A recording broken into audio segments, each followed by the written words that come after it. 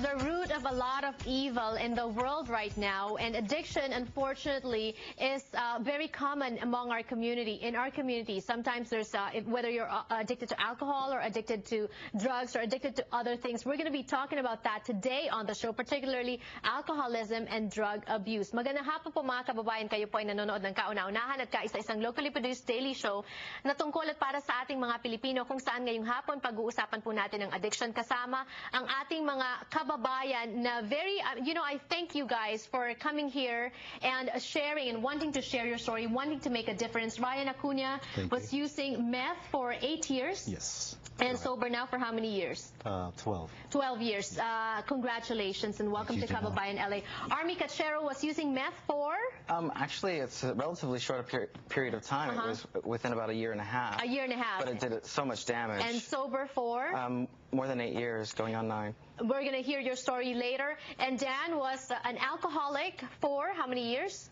Well, I drank for 23 years. 23 years and sober for 12 years. Yes. Congratulations. And thank you for coming here. Kababayan LA, I know this is not easy. You're talking to millions of viewers, but you're going to be sharing your story, and I know that they will learn a lot from you. Let's start with Ryan. What was your story like? How did you get into it? Actually, it came from a broken family.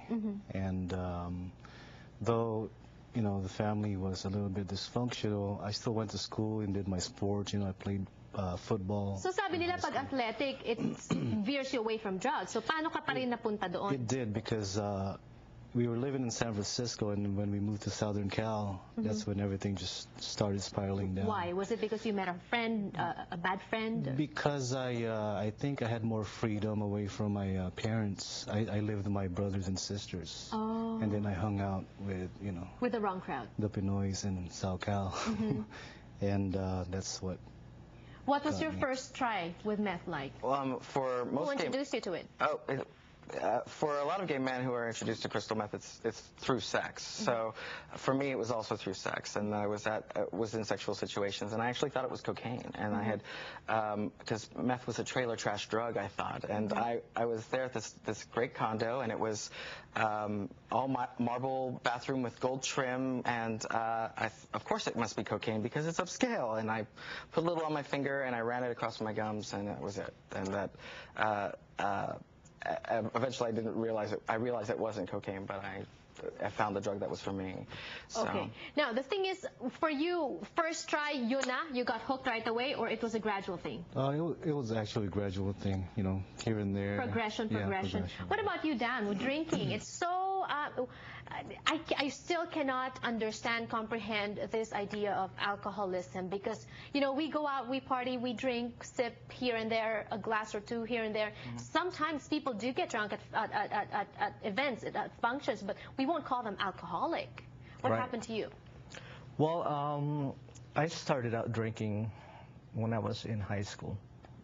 And it progressed. Was this in the Philippines? Yes. Oo. Kasi sa Pilipinas, we start early. Walang 21 doon. Right. How old were you when you started? High school, actually, so 14. 12. Oh, gosh. That's grade school. And then?